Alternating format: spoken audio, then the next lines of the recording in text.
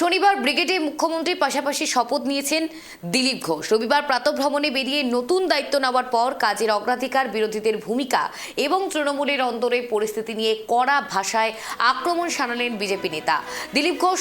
New টাউনের eco পার্কে সাংবাদিকদের মুখোমুখি হয়ে একাধিক রাজনৈতিক ইস্যুতে প্রতিক্রিয়া দেন তিনি।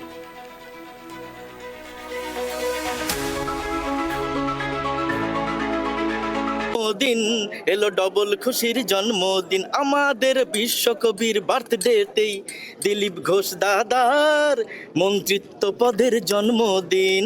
জন্মদিন জন্মদিন এলো ডবল খুশির জন্মদিন, অভিনন্দন জানাই যুগ যুগ জিও দাদা, আমাদের ভালোবাসা নিয়ে এগিয়ে চলুন দাদা। এ বাংলার দিন হবেই রঙিন, সমর্থনের শুভেচ্ছা নিন। জন্মদিন জন্মদিন এলো ডবল খুশির জন্মদিন, রবি ঠাকুর আদর্শ আছে চোখেতে অর্জুনের বান, বাংলার মানুষ চাইছে আপনি সোনার বাংলা বানান। রবি ঠাকুর আদর্শ আছে চোখেতে অর্জুনের বান, বাংলার মানুষ চাইছে আপনি সোনার বাংলা বানান। জীবনের গান শুনিয়েই যান, আসুক যতই ঝড় তুফান। হায় জন্মদিন জন্মদিন এলো ডবল খুশির জন্মদিন, আমাদের বিশ্বকবির বার্থডেতেই দিলীপ ঘোষ দাদার মন্ত্রিত্ব পদের জন্মদিন।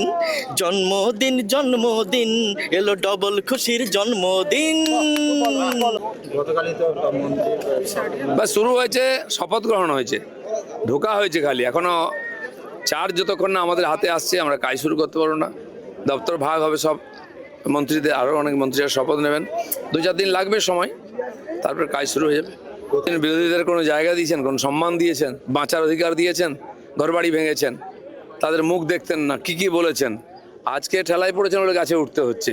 শুনুন, মমতা ব্যানার্জির এই রাজনীতি, এই যে স্যান্ডউইচ রাজনীতি, এটা চলবে না। আজ মানুষ ওনাকে ধাক্কা দিচ্ছে, চুপ করে বসুন না, কিছুদিন দেখুন কি হচ্ছে।